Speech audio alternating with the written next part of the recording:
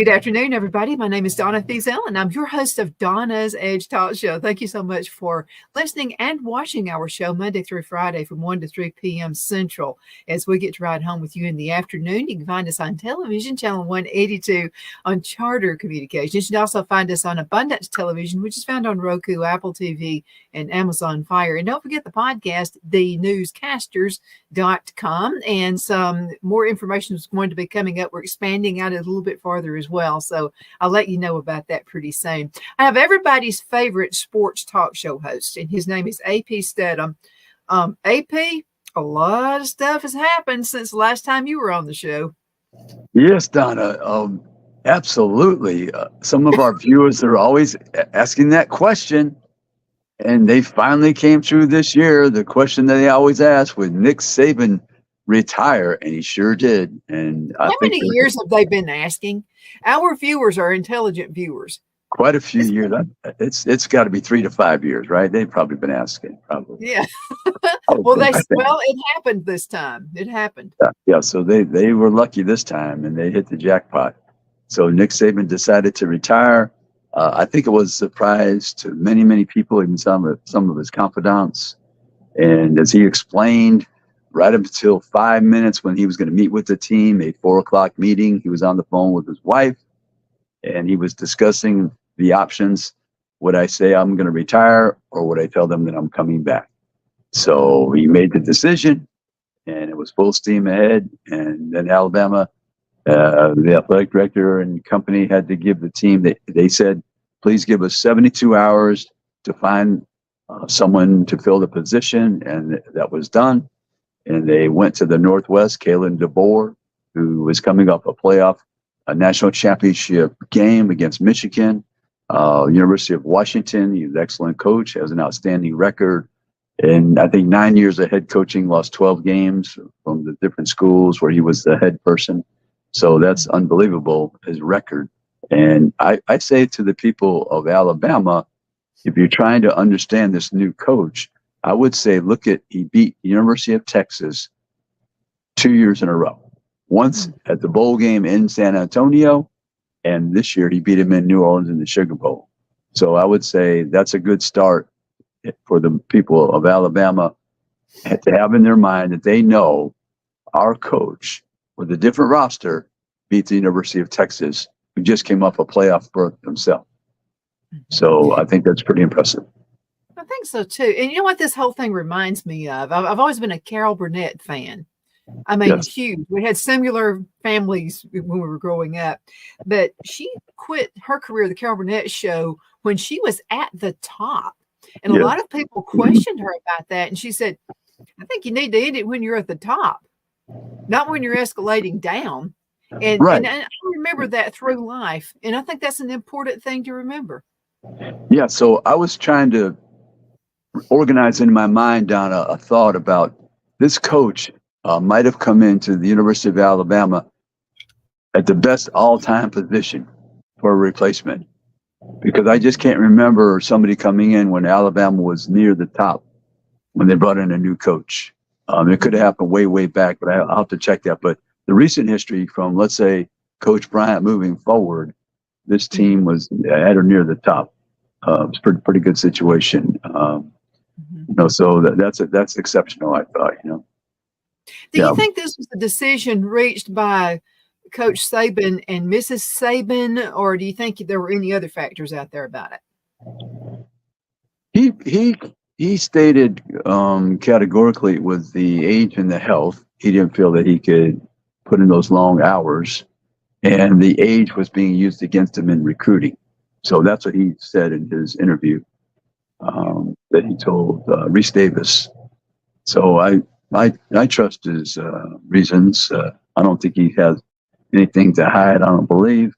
Now, something may come out in the coming months that either one of them maybe had a health issue, but at this moment, he was upfront about the situation. He said they're both in good health. So I believe him. And I would say the other person who came in when Alabama was in a pretty good situation was Gene Stallings when he came in after Bill Curry, because they had just been to the Sugar Bowl.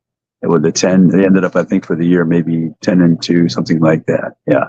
So, but to come into Alabama with a team that has been in the playoffs, ended up with 2 losses for the year, strong recruiting classes, moving forward. That's a pretty good position now. Yeah, I think so too.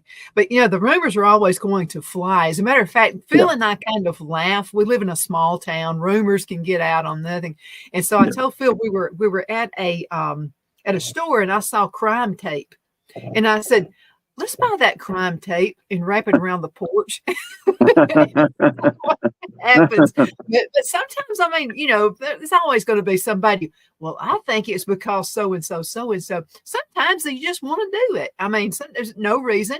You just decide, well, we'll spend more family time.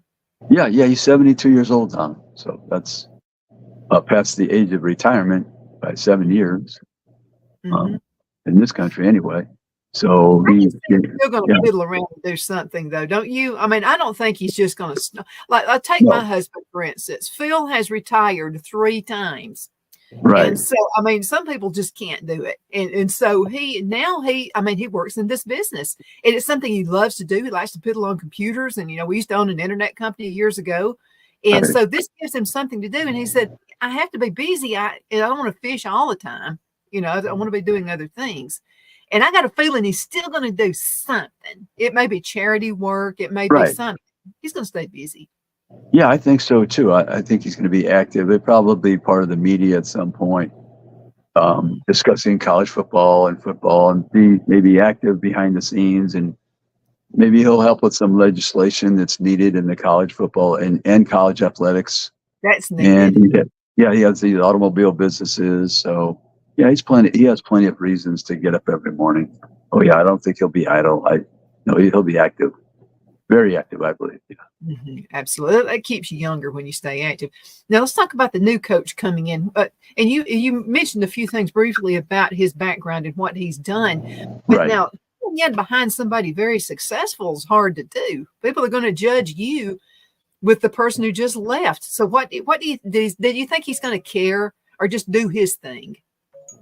Yeah, Donna, when you're in the middle of coaching somebody, maybe, like I always say, subconsciously that you're thinking about the record at Alabama and the tradition, but you have a task and you're busy and that laser focus on organizing your staff. You're recruiting all the time in this era of football and college athletics. Because it's a 1-year situation with every player because they can transfer if they don't like the situation. So you're always trying to attend to the needs and the aspirations of your players and your coaches. So you better spend time in those areas instead of thinking, well, how can I duplicate the record of my successor? Now, Alabama, they're going to win a lot of football games with this coach. They're going to win a lot of. They're going to win a lot of football games with this coach, Donna. Will they reach the championship level? That remains to be seen. But something, AP, it's a different day and time. We've seen a lot of players leaving their teams this year. It's been like a record number. So could that be a concern as well? Oh, that's always a concern. Yeah, Alabama, I think I looked at some of the numbers. They had about 20 people enter the transfer portal. And then a couple have left since the new coach was hired. So, yeah, you're always going to have people leaving, but you're trying to retain those that are important to your program. Some of them you would like to stay. Others, Don, you're glad they're heading for the door.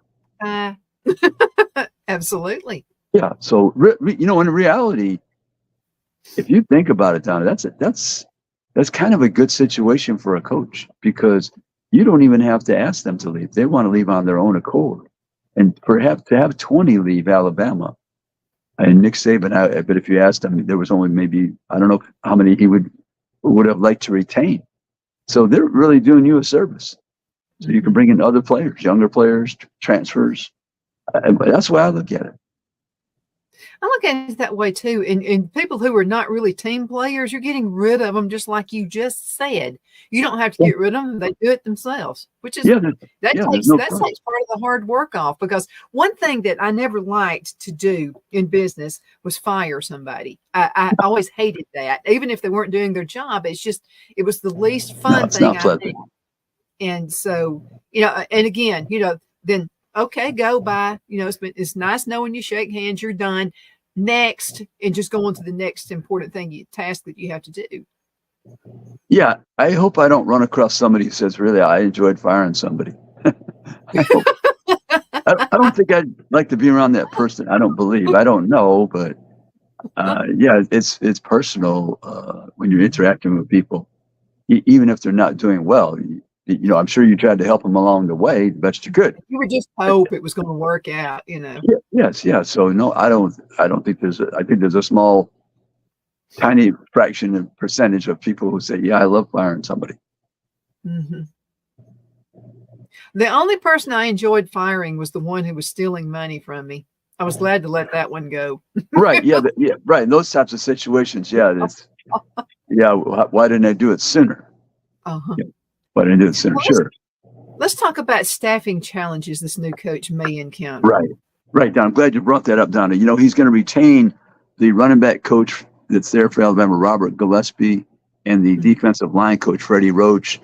And then so far, Donna, he's going to bring on board people from his staff, wide receiver coach Jamarcus Shepard, offensive coordinator Ryan Grubb, who, oh, by the way, Nick Saban inquired about bringing him to Alabama last year when he had an opening at that position, offensive coordinator. So that's a good sign.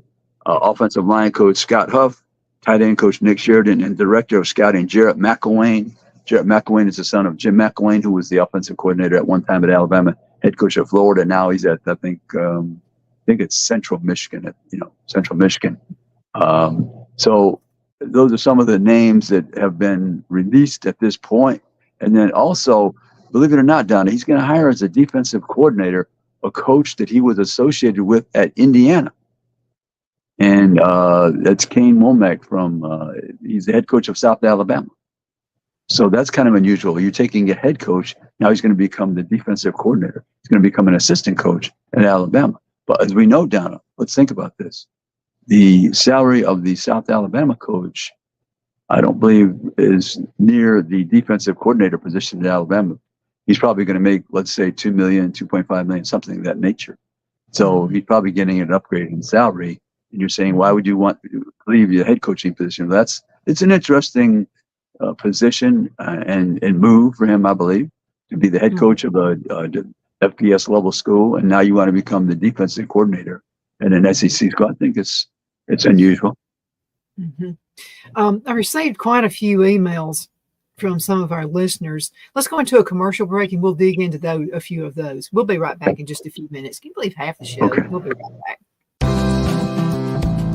Twin City Used Car Sales has been serving drivers in the Northeast Alabama area for years with a quality selection of late model used cars, SUVs, and pickup trucks. On top of our extensive selection and competitive prices, we offer professional auto financing services for used car buyers of all credit levels. Whether you've just begun your search or you're ready to secure your next vehicle, at Twin City Used Car Sales, you will drive away with the vehicle of your dreams. The sales and finance staff at Twin City Used Car Sales looks forward to serving you, and you can apply for financing online before your visit to our used dealership in Gadsden, Alabama. Check us out on the web at twincityusedcars.com or go by our location at 901 First Avenue, Gadsden, Alabama. We sincerely look forward to serving you.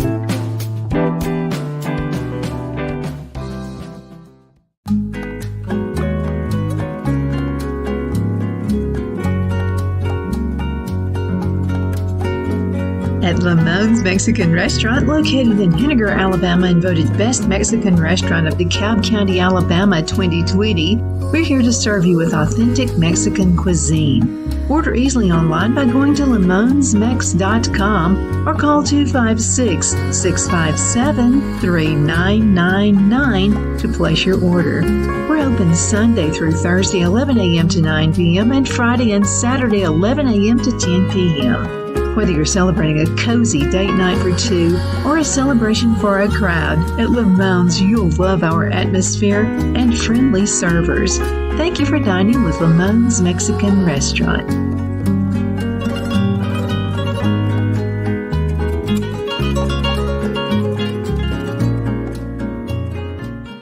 Jeff McCurdy of the McCurdy Law Firm has been a public service of this area for over 10 years. McCurdy, a member of the Henniger City Council, serves as prosecutor for the town of Sylvania and was named public defender for the city of Rainsville. The McCurdy Law Firm is located at 17326 Alabama Highway 75 in Henniger to better represent his Jackson and DeKalb County clients. If you need to be represented by a true public servant with proven success, call Jeff at 256-996-8701 or send a private email to mccurdylawfirm@gmail.com. No representation is made that the legal services performed is greater than the legal services performed by other lawyers.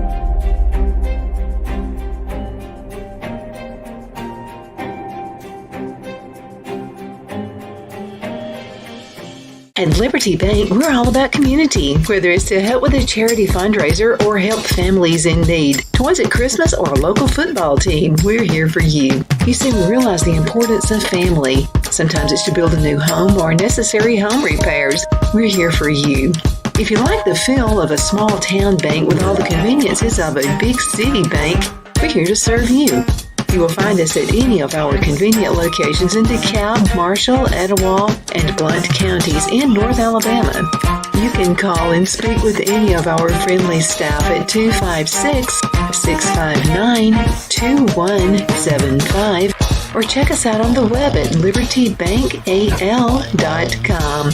And thank you for your support of our community. Member FDIC Equal Housing Lender.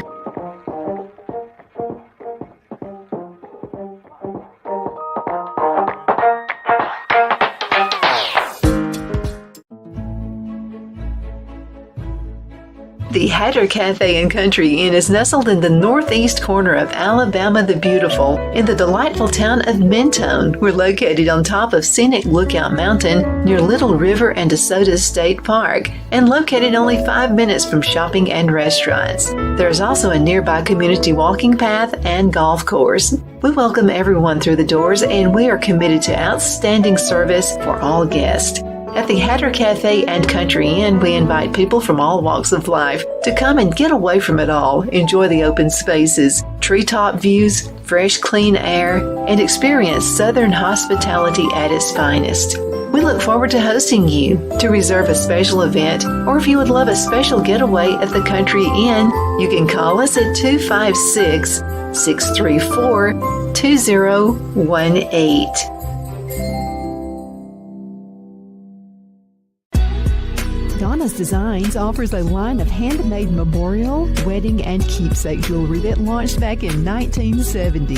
I'm a self-trained jewelry designer, and I will work closely with you to create unique designs you can love and treasure for years to come. Whether that be flowers that were used in a funeral arrangement or stones you found on the beach at a memorable trip, call me at 256-659-4319, and let's think of the possibilities. Good afternoon. We are back. My name is Donna, and I am your host of Donna's Edge Talk Show, where truth matters. You can find us on television, channel 182 on Charter Communications, and Abundant Television, found on Roku, Apple TV, and Amazon Fire. And don't forget the podcast, thenewscasters.com.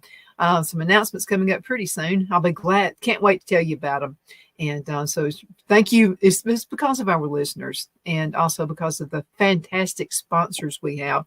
Oh, and I wanted to say a very special thank you to the Chamber of Commerce in Gadsden, Alabama. It's the Etowah County Chamber of Commerce. They air this show Monday through Friday at the Chamber in their lobby, 1 to 3 p.m. So we definitely appreciate that as well. And also Bobby Ledbetter with Twin City Used Car Sales has went on ahead with his new location in Gadsden, Alabama. And I'm already a success. I'm going to tell you what, Bobby Ledbetter, I would consider a coach.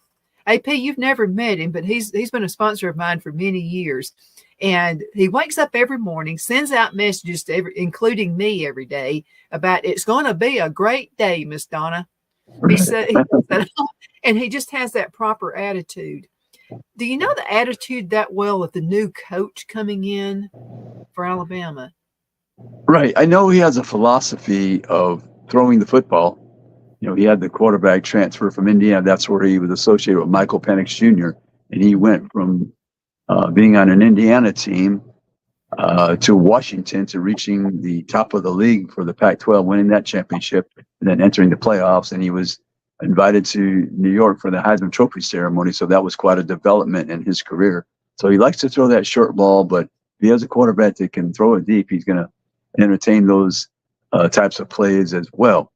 Defensively, I'm kind of interested, bringing in the South Alabama coach, because I think they probably need to play a little bit better defense moving forward. But that's always an uncertainty in this day and age of college football, because the offenses seem to have an advantage by the rules and the nature of all the players being so athletic and skilled and bigger and faster. It's just difficult to guard them out in space. Because when you have a defense, you got to have everybody that's really fast and can move to the ball and make the tackles. So, but he likes to throw the football. Yeah, it's going to be wide open, I believe. But he can run the football as well. He had the transfer from Mississippi State, Johnson, the running back, and he had a good year, over 1,000 yards. So, yeah, he'll incorporate the run as well. But really, passing the football is his forte. Mm-hmm. And Ron sent a message, and he said it looks as if he's not hesitant in decision making. Right. Yeah, he's moving very fast, because in this day and age, Donna, things move fast. So you have to make decisions. You can't rely on taking your time in making personnel decisions, individual decisions with players, because they're on the move. So consequently, you have to react and respond and make those smart, fast decisions. Mm-hmm. Yeah, a lot of the emails and texts we're getting right now about the new coach coming in, people seem to be for it. And it's hard to come by somebody who's very successful, but people feel good about this new coach. Yeah, I mean, he was in the playoffs and he won the Pac-12 undefeated all season. Beat Oregon twice. Yeah. And he beat Texas twice. That's what I'd say. If you don't know anything about him, you can look at his record and say he beat a team that won the Big 12 championship, will be a member of the SEC coming up this season. And by the way, I don't think we even said his name down. Kalen DeBoer. Name of the new coach, Kalen DeBoer. So the new head coach. Have a name. Yeah, so he's been a winner at all levels, won some championships in AIA, and so I Fresno, he had a good record. He came from Fresno to Washington, University of Washington. He won big at Fresno, had an excellent record there, and at Washington, 25-3 in 2 years. And like I said, he represented very well in the playoffs. They were overwhelmed by Michigan, but Michigan had a strong team, and they won the championship this year. But he beat Texas, and I think that's important. You could look to him and say, who did he beat that he will be playing in the Southeastern Conference? And he beat Texas. So I think that's significant. I believe twice. He's going to have a different style as well. So what do you think Auburn is going to be looking at? Yeah, I think Auburn they have some really nice young receivers they're bringing in with this recruiting class. I think Auburn will still be on the prowl and hunt for an additional quarterback. I think they have to get somebody that can challenge Peyton Thorne, the transfer from Michigan State. So I think they're on the lookout in these coming days for a quarterback. Now you have that window in the spring, Donna, when you have all those spring football games, and then players are going to make decisions again to be on the move. And then, Donna, with this moving of coaches, for instance, Alabama brought in a new coach. So there's a 30-day window that started, I think it was Thursday, I guess, Wednesday or Thursday, a 30-day window they can transfer. We've seen some players enter the transfer portal. Well, consequently, also Washington, they can have players be on the move. And then Arizona, they lost their coach. So there's some schools that are losing head coaches that now these players become available with a 30-day window that they could transfer because their coach left the program. So I believe Auburn, they had a good recruiting class, but I believe they're looking for that additional quarterback. Mm-hmm. Absolutely. Now you have another talk show, and that's AP and Kelly as we see it. So what happened last week on your show? Yeah. Last week on the show, Donna, we discussed the transfer portal because, as you said, so many players moved. So we went over every single school in the plus the players transferring into their program, and then players transferring out.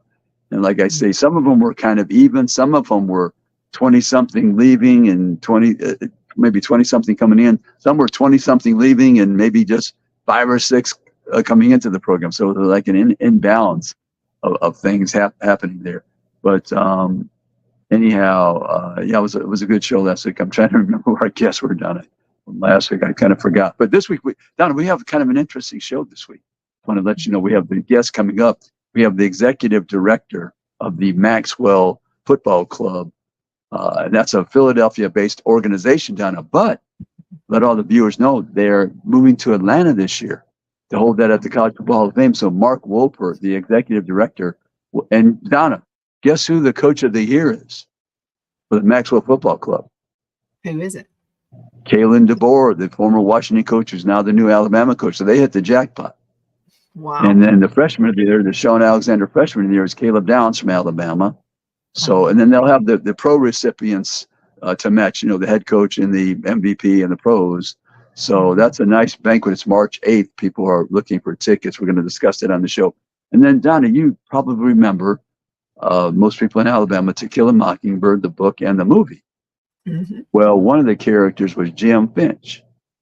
So his name is Philip Alford. So Philip's from Alabama, Birmingham, Alabama. So he's going to be our guest, and he's an Alabama fan. I thought it'd be interesting to discuss his love and appreciation for Alabama football and the prior coaches and the new coach. So he's going to be one of our guests. So we're looking forward to that. That's fabulous. And remember, Football Friday at 4 right here on IC Radio. Correct. Be able to find all these. Yeah. It's going to be a really interesting show there. Oh, yeah. So, but we always try to have fun guests, Donna, something a little bit different for people. And I'm looking forward to speaking to Mark Wolpert, the executive director of Maxwell Football Club, and Philip Alford, the noted actor from To Kill a Mockingbird, and also Shenandoah. Mm-hmm. Oh, wow. Yeah, that's going to be a lot of fun. About 2 minutes left in this segment. How would you like to end it? What would you like to say? Yeah, I would say that college athletics, Donna, every day you wake up, somebody is on the move. Players, coaches, it is hard to keep up. I would say it's that. Never boring. So never right, so we'll have these discussions on this show and on my show, AP and Kelly, as we see it every Friday on IC Radio at 4 p.m. Central. But we're trying to keep up, and when we get towards the season, that's when we can make our ultimate comments and observations, because all the things will be in place. There'll be no moving parts. So, but up until the season starts, there's players transferring in, out, coaches here and there. So then, and also the basketball. Just give the quick rundown here. There are a couple of teams in the top 25 AP: Tennessee, 12-4; Kentucky, 12-3; Auburn, 14-2; at number 13, Mississippi's number 22 at 15-1. In the women's side, we have 2 teams in the top 25: South Carolina, 15-0; LSU, number 10, is at 16-2. So that's a little bit of update on the SEC basketball win. We always expect good things from the men's and the women's basketball in the SEC.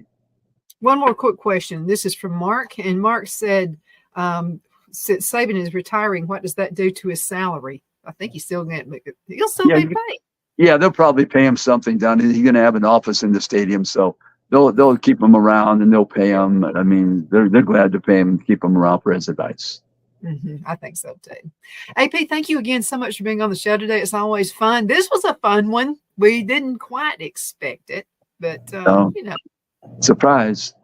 Yeah, absolutely. But AP, remember, AP and Kelly, as we see it every Friday, Football Friday at 4 p.m. and that's Central Time. That's AP, right, again, thank you so much for being on the show with us. Thank you, Donna. Thank you so much. Bye-bye now.